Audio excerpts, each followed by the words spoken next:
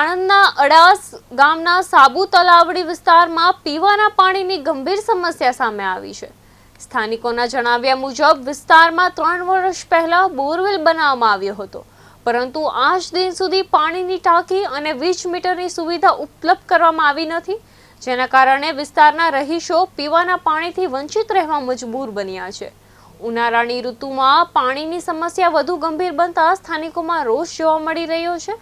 રહીશોએ તાત્કાલિક પાણી પુરવઠાની વ્યવસ્થા શરૂ કરી જરૂરી સુવિધાઓ ઉપલબ્ધ કરવામાં તંત્રની સમક્ષ માંગ રાખી છે। हमारा पानी की समस्या है, बीजू कई नहीं कि 2-3 वर्ष थी बोर बनायो नहीं, पानी टोकी नहीं, मीटर नहीं, कोई जातनु कोई कशु अधूरु काम मीकीन गया।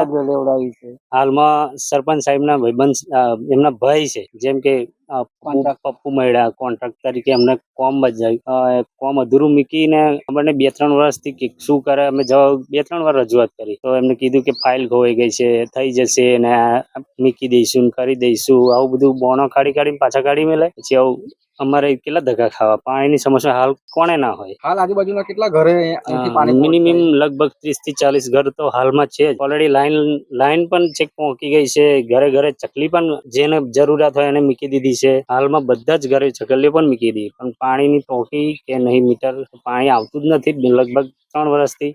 કરવું તો કરવું શું અમારે? આ બોર નાના 15માં નાના પંચમાં તૈયાર કરવામાં આવેલો, કોન્ટ્રાક્ટ અડાસના જલ્પેશ મેડાને આપવામાં આવેલો। એ ભાઈ અત્યારે અમે જઈએ છીએ 3 વર્ષથી ધક્કા ખવડાવે છે કે ફાઇલ ખોવાઈ ગઈ, આ બધા બોનો કાઢે છે અને અત્યારે પાણીની આટલી બધી સમસ્યા 30-40 ઘર છે તો એ હરખો જવાબ નહીં આલતા, નહીં થાય એવું કે છે।